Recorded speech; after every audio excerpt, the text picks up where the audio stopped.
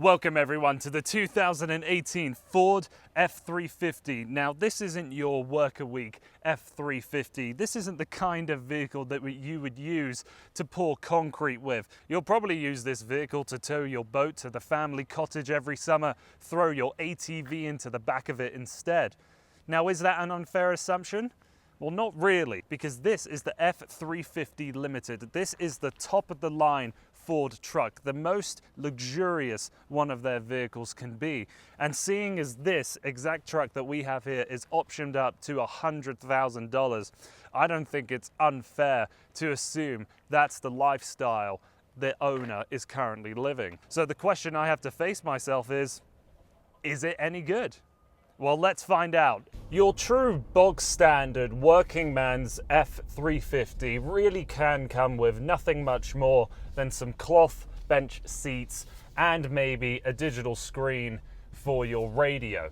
But with this Limited, we are looking at a $100,000 truck that packs absolutely everything. I have heated, cooled and massaged seats for the front, the Sync 3 system with the 8-inch touchscreen, dual zone climate control, blind spot monitoring, pre-collision braking assist, automatic lights, radar assisted cruise control, 360-degree cameras, the 10-speaker Sony audio system. Quite frankly, we have everything. We have absolutely every option fitted to this truck, which is what reflects its near six-figure price tag. So other things I need to tell you about this truck is that we have the diesel, of course, the 6.7 litre turbocharged V8 known as the Power Stroke, and this powerhouse of an engine is able to put down 450 horsepower and 935 pound-feet of torque. It has the towing capacity for 18,000 pounds, and then its maximum payload capacity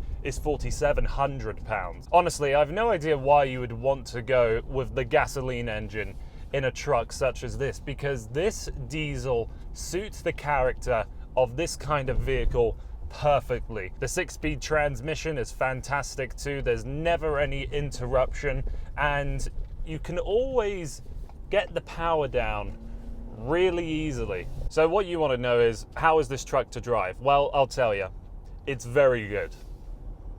Oh, you want more than that? Okay, right, let me break it down a bit.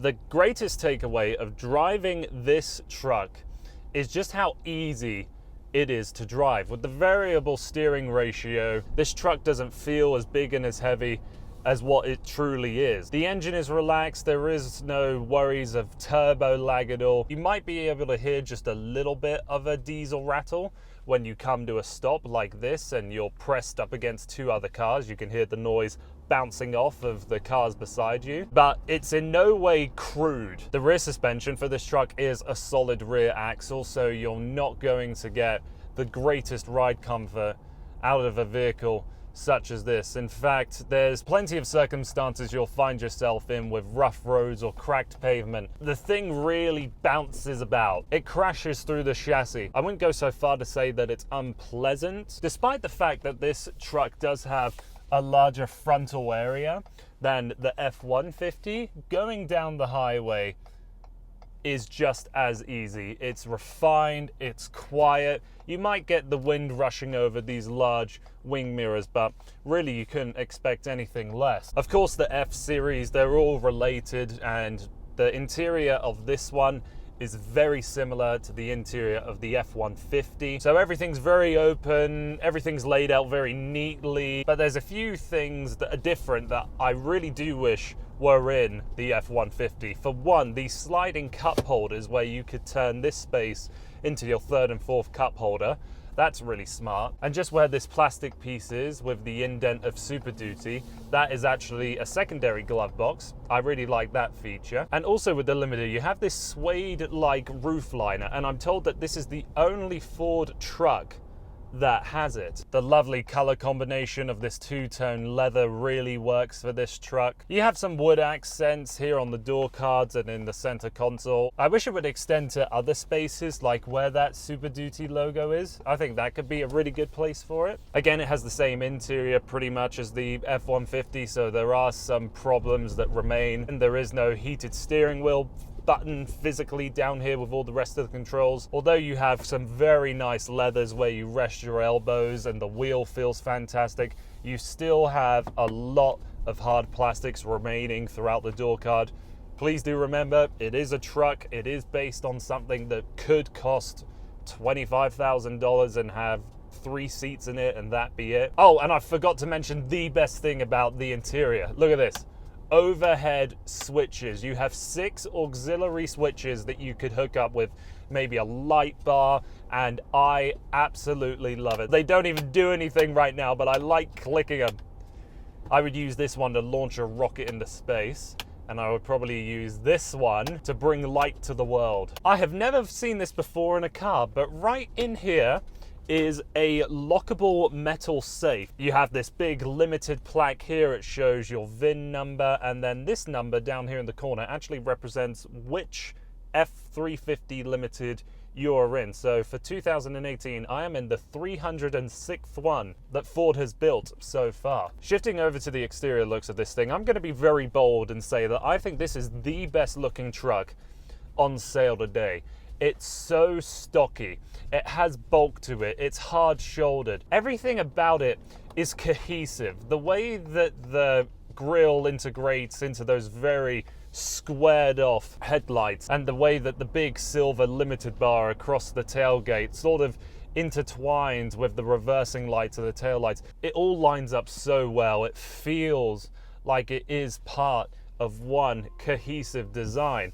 That's the thing that the F150, I think, failed at. I don't think the headlights formed around the grille well enough. This one, though, different story. And when you see the reflection of those LEDs in the back of someone's car when you're, just at a stoplight, there is a powerful presence to this thing. So I've driven quite a few Ford products now, and pretty much all of them had the lane keep assist system, and they all work fine. You'll get a hiccup once in a while with them, but really that's to be expected with those kind of systems. This F350 has that kind of a system as well, and it's the first time I've been frustrated enough with one of these systems to turn it off completely. I know this is a very wide vehicle, but far too frequently in the first couple of days I was using this car, the steering wheel was vibrating as if I was about to cross the line, but I still had a fair amount of space left. Perhaps this system is a little oversensitive because it is so large of a vehicle that if you stray even a bit over to the oncoming lane, that could cause a very serious crash. But every time that I looked down and that system was going, I still had enough space that there was no concern to it. And it is convenient that there's a simple button up here that you can touch and that problem can just simply go away. The 6 3/4 bed that we have has that easy access step system. This truck doesn't have those box side steps like the F150 did, and I really think it should. It is a shame that it isn't here. I'll admit, I'm not really a truck person. There aren't very many circumstances in my life where I would need a vehicle such as this. I don't have the lifestyle that necessitates its size and its abilities.